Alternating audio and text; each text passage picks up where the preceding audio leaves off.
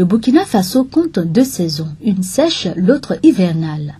La saison hivernale dure à peine 3 mois avec des pluviométries irrégulières ou encore changement climatique oblige avec des inondations.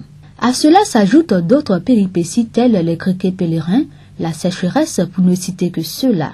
Les populations deviennent donc de plus en plus vulnérables, exposées à la famine et autres effets pervers du changement climatique.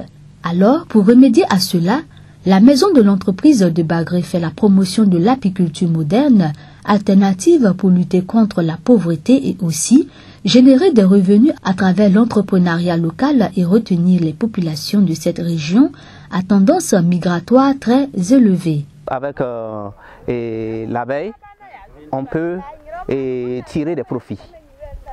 Par exemple, les ventes de produits de la ruche, le miel, il y a la propolis qu'on peut vendre, il y a la cire qu'on peut vendre, et il y a la gelée royale qu'on peut vendre, il y a le pollen qu'on peut vendre.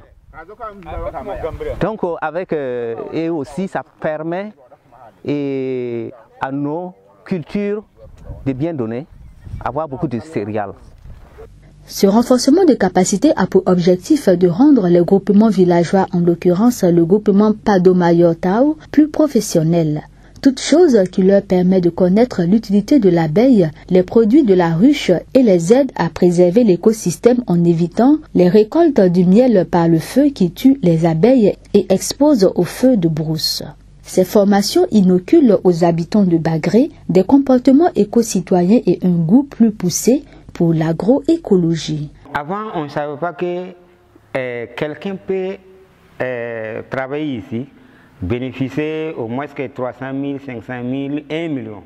Mais avec cette formation, on sait que bon, si on a celui qui a beaucoup de ruches, bon, il peut récolter les 1000 pendant 1 an, comme ça, il peut avoir 100 litres ou bien 200 litres. En tout cas, c'est beaucoup d'argent.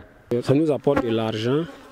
Si j'ai au moins 30 litres de miel, je peux vendre, me défendre, prendre cet argent-là pour faire d'autres économies. J'ai pu acheter des bœufs, comme des moutons, et aussi vendre la scolarité de mes enfants à l'école, la santé, et aussi avoir du miel même. Il y a des miel même, ça traite beaucoup de maladies. La pratique de l'apiculture a ses avantages à plus d'un titre.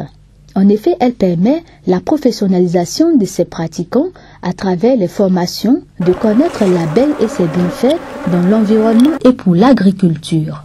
Il en est de même pour l'apport qu'ont les produits de la ruche sur le bien-être sanitaire et économique de l'homme. Avec cette formation que nous avons venue à citer là, ça nous a beaucoup aidé. Et nous savons maintenant avec l'apiculture, on sait ce qu'est l'abeille, ce qu'il faut élever, ce qu'il faut produire, comment il faut enlever le miel. Bon, cette formation, lorsqu'on sort d'ici, je crois qu'on ne doit pas laisser, bon, tu fais de faire formation puis tu laisses à la maison, c'est pas trop bon. On doit se lever pour faire ce genre de travail là, pour montrer aux gens que vraiment on a su les formations quand même pour faire le miel.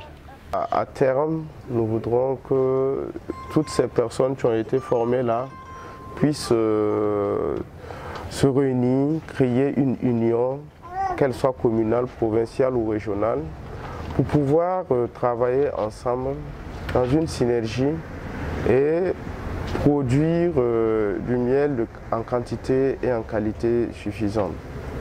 Cette nouvelle source de revenus permet aux paysans de pratiquer une activité de contre-saison, d'avoir des compléments alimentaires et même de fixer certains jeunes désœuvrés proies à la migration afin de lutter contre l'insécurité alimentaire, le changement climatique et partant la pauvreté du monde rural au Burkina Faso.